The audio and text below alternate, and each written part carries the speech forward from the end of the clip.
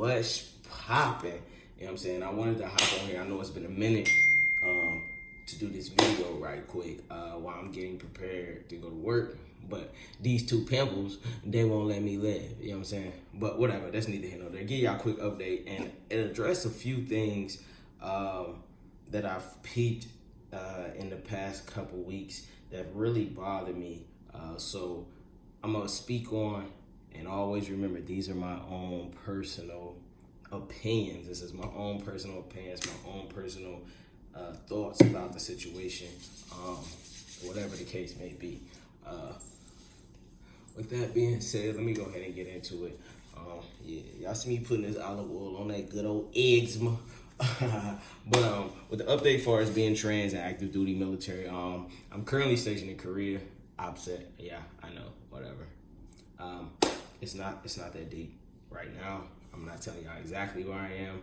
I'm not, whatever. So all y'all, hey, upset, bro, upset. Yeah, I got it. All right. Moving forward, however, so as you can see, I haven't had top surgery. You know what I'm saying? But most of that's muscle, so I don't really trip about that. But being stationed, if you get stationed overseas or whatnot, you are not, well, I'm not gonna say overseas, 1 year tours. So where I'm at is considered a 1 year tour. You are not allowed to have top surgery while you're here because of the downtime. It doesn't mean you can't have it, doesn't mean it's gonna take away from your actual procedure. You just won't have it. You'll have to hold out for it again. Stateside, Germany, Hawaii, places that's longer than a year. Those are the places where you can, have top surgery. Yeah, my shirt is schmedium. Because, okay, y'all here, I'm buff.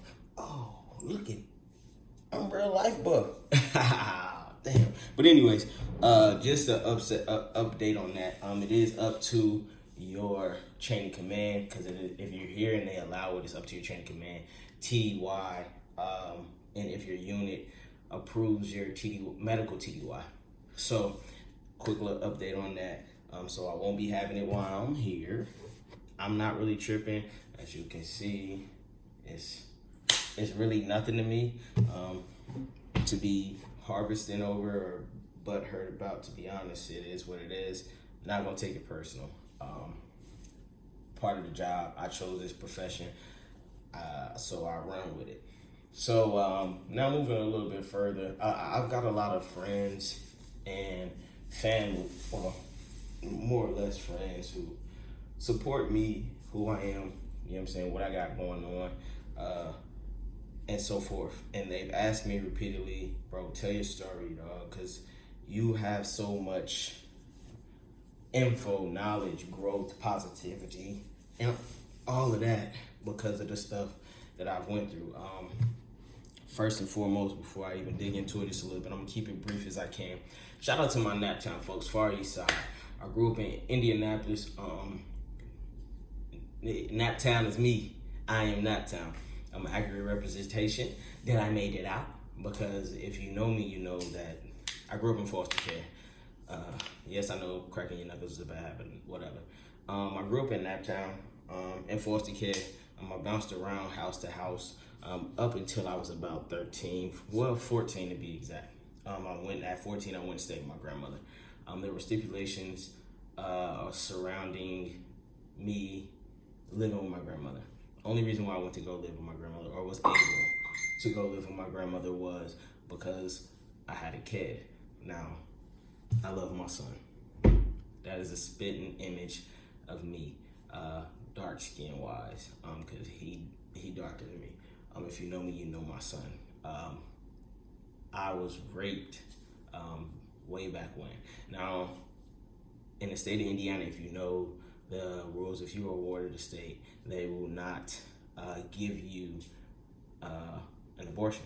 It's just period, point blank. Hey, that's not our problem. It does not matter how you got pregnant. It does not matter when you got pregnant. None of the stipulations surrounding it matters. You're going to carry that baby full term. I was broken. I was destroyed. And when I found out, even after the fact, and I didn't know what to do, especially as a kid, having a kid. I had my son 13, so I was the definition of Brennan got a baby. I don't know what to do with it. But even at a young age, going to foster care and presented with opportunity, and I know people like, opportunity, you had to understand that I grew up in foster care, so anything deeply rooted and deeply connected to me, I made the challenging decision to keep my son, and I love him to death. Wouldn't change him for the world, despite the circumstances surrounding how he came into this world. I wouldn't say I would do it again, because it's just me, but I got a son, and now I'm a whole grandparent out here, granddaddy vibes, whatever. My grandbaby, she's beautiful, amazing, but I say that to say wearing this uniform does not take away from you being a subject to sexual predators.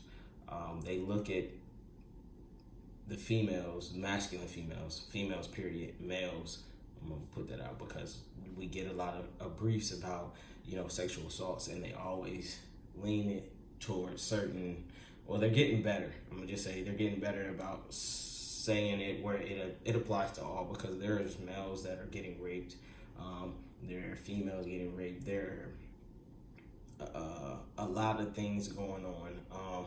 But when it comes to being raped, I think that society has it wrong. Matter of fact, let me rephrase that. I know society has it wrong, because when you are of masculine descent or masculine views, or if you see a person that look masculine and something traumatic as rape happens to you, people often prejudge you, like, you raped? Who raped you? Ain't no way. When in truth, there is a way. There's always a way. There's opportunities that present themselves, and it's usually amongst the people that we least expect them. I've been raped twice. I've been raped since I've been in the military, once prior. And not all those who are raped come with actual bruises on the outside. What I mean by that is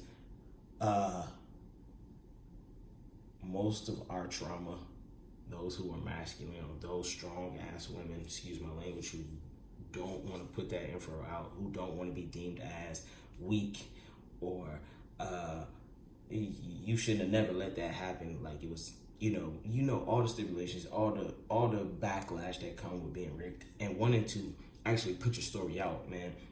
A lot of people don't say anything because they always get looked at like ain't nobody who would want to, like, but it happens.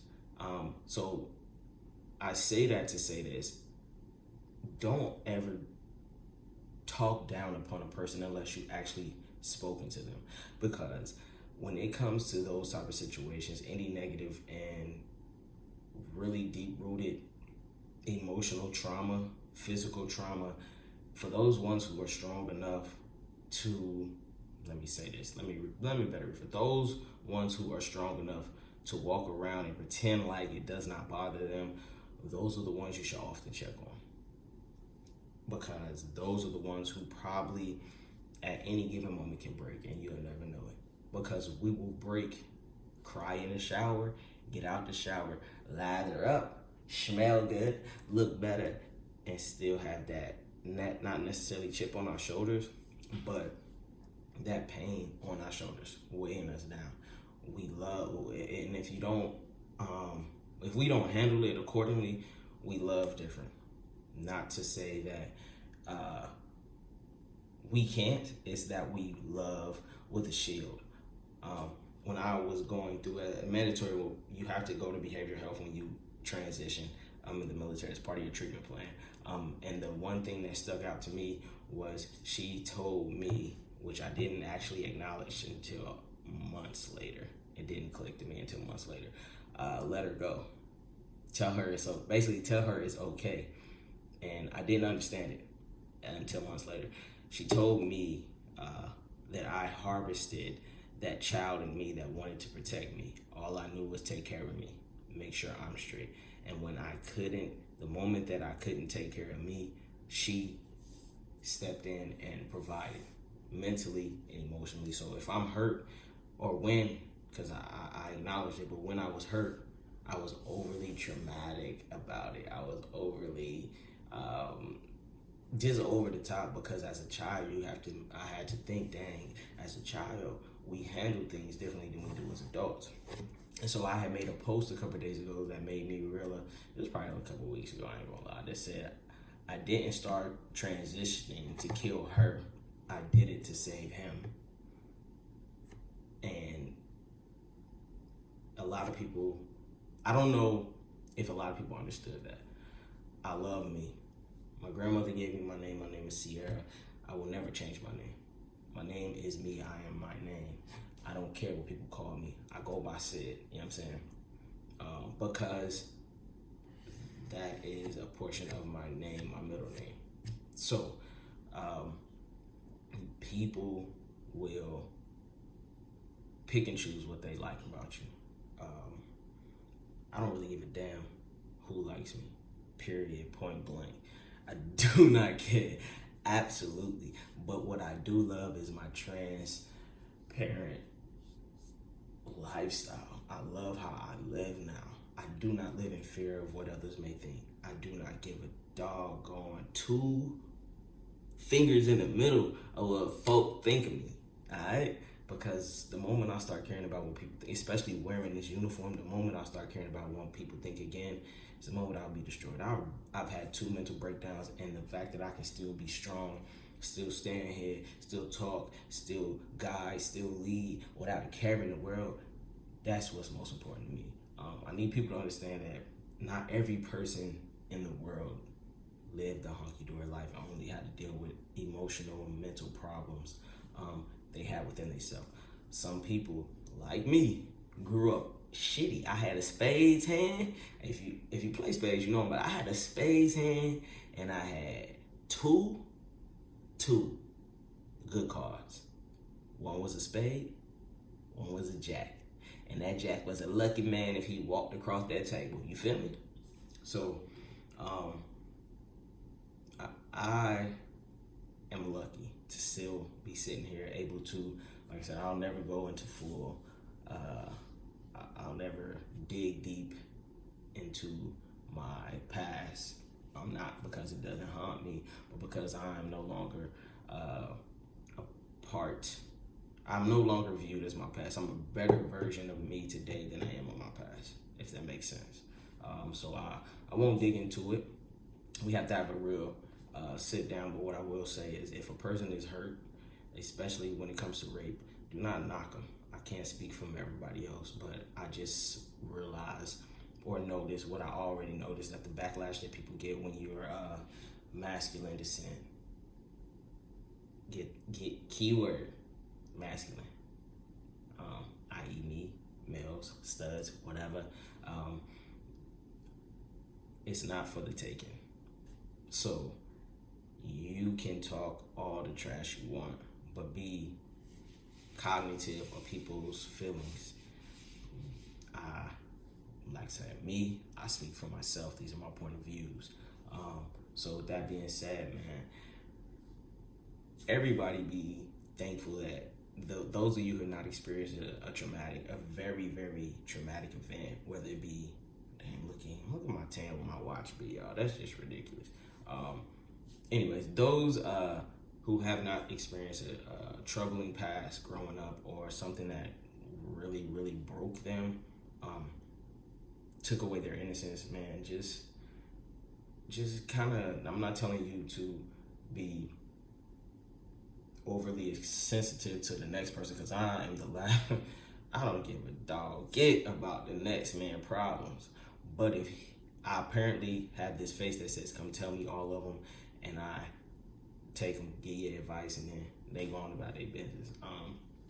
But just be open-minded, to say the least, because you never know what the next person is going through. You never know how the next person is handling their traumas. You never know how something so minute, so little, can trigger what could seemingly be a suicidal attempt. So just be smart about how y'all take stuff.